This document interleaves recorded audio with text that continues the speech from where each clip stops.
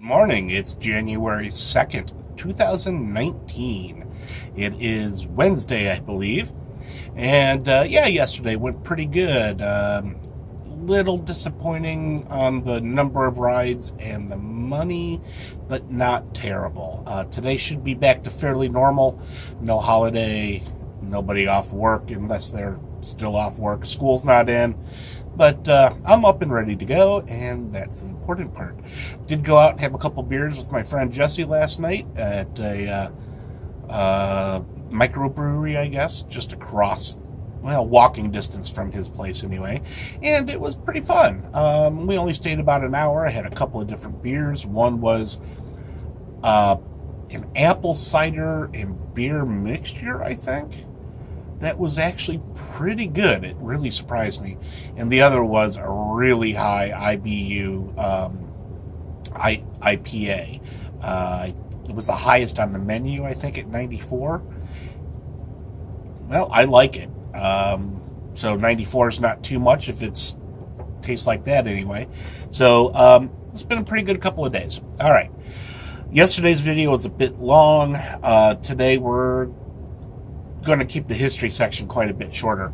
I don't think I've said this before, but my source today, at least, is historynet.com, and I only picked out a couple of ones that were interesting to me. In January 2nd, 1839, Louis, or Louis, I think it's Louis, Daguerre, it says here, takes the first picture or photograph is what they say of the moon. Now, this is not the first photograph ever taken, if we're going to use the word photograph for this. Daguerre invented what we call the daguerreotype, and it was a very early form of capturing images on, I'm not sure what substance he used, but it's a little bit different than the film that we're using today. Metal plate, I think, is what he was using. But and of course, it took a long exposure. If you've got a steady tripod or something steady to mount your camera on, the moon's actually a really good thing to take a picture of because it mostly stands still. It does move, but not so fast that you're going to really notice it. And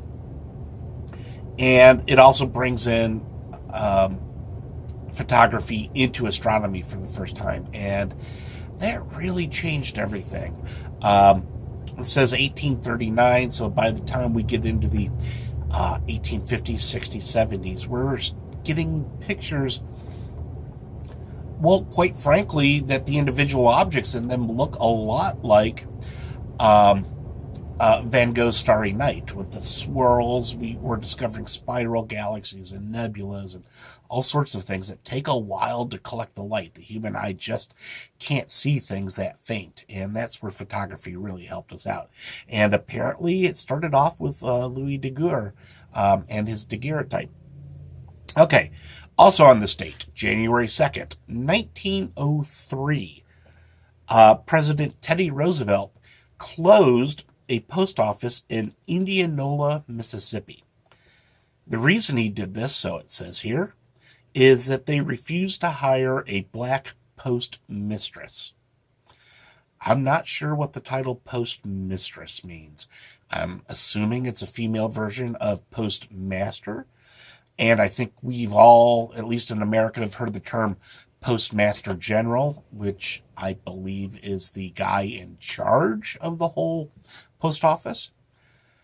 But a postmaster, I don't know if that's just the name for a postal worker that delivers the mail, him or herself, or if a postmaster is like in charge of the entire facility at that location. I don't know. But it sounds to me more like somebody in charge of a location. And so in 1903, I find it very interesting that they were looking at not just a black person, but a black woman possibly to run the Indianola, Mississippi post office. Anyway, that's a little tidbit that might be worth looking into. And then we're going to go to the birthdays, and I only have one today. And honestly, this one surprised me a little bit. According to HistoryNet.com, in 1920, on this date, Isaac Asimov was born. Now, I'm pretty sure that I've read somewhere he was born on Christmas Day. I think he was one of those celebrities that that was often attributed to him, but I'm not positive about that. At any rate, it's pretty close to Christmas, and I could see where there might have been a little fudging if I am remembering that correctly, or I could have a wrong date, or they could have a wrong date. Who knows? Isaac Asimov was a pretty interesting guy. Nerd beyond nerd, but he made it work for him. I know him mostly through his science fiction writing, but he has written across like the entire Dewey Decimal System, something like 300 books. Asimov was born in, 1920. That would be the Soviet Union. Russia, they were just sort of in the midst of all that. And if memory serves, he came to the United States when he was like 4, over to New York.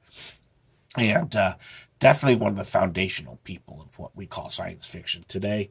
And just a really brilliant, kind of articulate guy.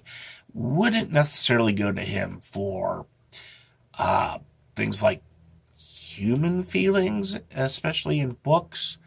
It was definitely written by somebody without a whole lot of emotional sophistication, let's say, which works for me just great, and really much enjoyed his books. All right, well, we're coming up on the holy cow 7-minute mark, a lot longer again than I thought. So we'll go ahead and cut it off here. If you hung around, thank you. And if not, that's what I expect. I'll talk to me later. Bye-bye.